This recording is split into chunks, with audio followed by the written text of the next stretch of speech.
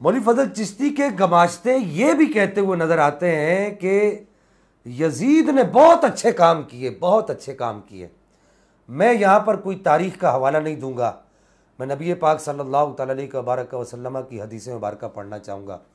और इस हदीस के सारे रावी पक्के हैं सिवाय हज़रत मकहूल के उनमें सिर्फ उनकी ज़ात पर सिर्फ इतनी सी जरा है कि उनकी हज़रत अबू उबैदा बिन जराह से मुलाकात नहीं है।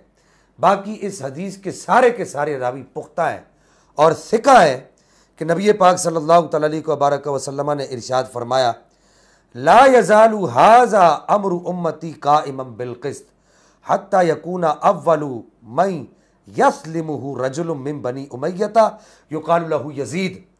कि आपने इरशाद फरमाया कि उम्मत का मामला अदल इंसाफ पर कायम होगा, चलता रहेगा, यहाँ तक कि रखना अंदाजी करने वाला पहला शख्स बनु उमैया से होगा और उसका नाम यजीद होगा। इस हदीस मुबारक को इमाम इब्न हजर मक्की ने रहिमहुल्लाह ने सवाई के मुहर्रिका में भी इसको नकल किया है और एक दूसरी सनद के साथ इस हदीस मुबारक को लाए हैं। और साहिब मजमा ज़वाइद रहिमहुल्लाह वो ख़ुद इस बात का दावा करते हैं कि इस हदीस के सारे रावी पक्के हैं सिवाय हज़रत मकहूल की हज़रत अबू उबैदा बिन जराह से मुलाकात ना होने के इस हदीस पर कोई भी एतराज़ नहीं बनता। फिर फ़तहुल बारी जिल्द नंबर 1 सफ़ा नंबर 216 की यह हदीस तो मौलवी फ़ज़ल चिश्ती को और उसके गमाश्तों को कम अज़ कम देख लेनी चाहिए कि नबी पाक सल्लल्लाहु अलैहि वसल्लम अक्सर इरशाद फरमाया करते थे कि तअव्वज़ू बिल्लाहि मिन सनति सित्तीना व अमारत सिबियान, अल्लाह की पनाह मांगो 60 हिजरी से और छोकरों की हुकूमत से अल्लाह की पनाह मांगो, बच्चों की हुकूमत से अल्लाह की पनाह मांगो। और यही हदीस दलाइल नबुव्वत जिल्द 6 सफ़ा नंबर 466 पर भी मौजूद है। और हज़रत अबू हुरैरा रज़ियल्लाहु तआला अन्हु वन्ना हाफिज़ इब्न हजर मक्की रहिमहुल्लाह नकल करते हैं कि हज़रत अबू हुरैरा अक्सर ये दुआ मांगा करते थे कि अल्लाहुम्मा इन्नी आऊज़ु बिका मिन रअसी सिद्दीना व अमारत सिबियान औ इमारत सिबियान, कि अल्लाह मैं तेरे नबी के फरमान के मुताबिक वो 60 हिजरी से भी पनाह मांगता हूँ और छोकरों की हुकूमत से भी पनाह मांगता हूँ। और अल्लाह ताला ने हज़रत अबू हुरैरा रज़ियल्लाहु तआला अन्हु की दुआ कबूल फरमाई। आगे लिखते हैं कि फ़स्तजाब अल्लाहु फ़तवफ़्फ़ाहु लहू सनता 59। हज़रत अबू हुरैरा रज़ियल्लाहु तआला अन्हु 59 हिजरी में इस दुनिया से तशरीफ़ ले गए। फिर यही अबुल फ़िदा अम्मादुद्दीन इब्न कसीर अल बिदाया वन निहाया जिल्द 8 के सफ़ा 192 पर इसी बात को लिखते हैं, जहाँ पर वो 60 हिजरी के वाक़यात नकल करते हैं।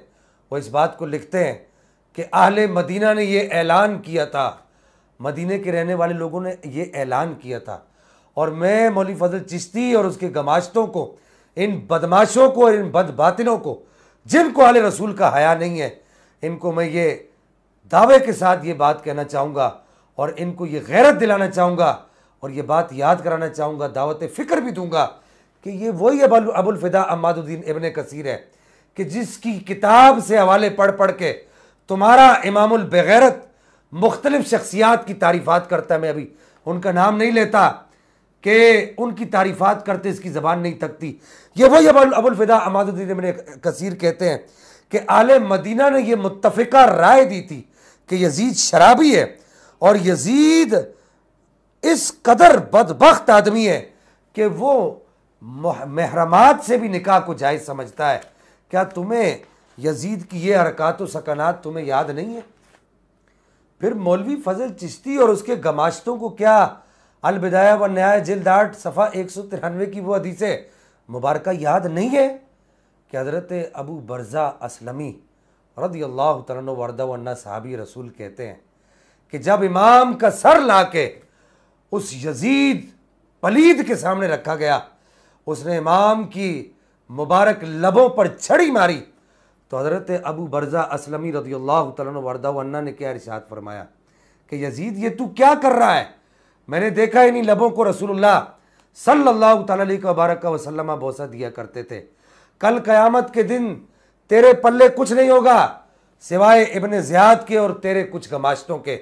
और मैं ये कहता हूँ यहाँ पर अपनी तरफ से ये बात ऐड करना चाहूँगा, ये हदीस का हिस्सा नहीं है, पहले कह दूँ कि कल क़यामत के दिन यजीद के साथ ये मौलवी फजल चिश्ती साहब भी होंगे और इसके गमाश्ते भी होंगे। तो हज़रत अबू बरज़ा असलमी रज़ियल्लाहु तआला अन्हु ने इरशाद फरमाया, क़यामत के दिन हुसैन के साथ तो उसके नाना जान सल्लल्लाहु अलैहि वसल्लम खड़े होंगे, तेरे साथ कौन खड़ा होगा? क्या यजीद का ये जुल्म भी याद नहीं है? इमाम की शान में और इमाम के सरे अनवर और इमाम के मुबारक लबों के साथ जो उसने ये बेअदबी और गुस्ताखी की, क्या तुम्हें यह भी याद नहीं है? क्या तुम्हें इसका हया भी नहीं है? आहले मदीना को किसने सताया? आहले मदीना के दिलों पर कचूके किसने चलाए?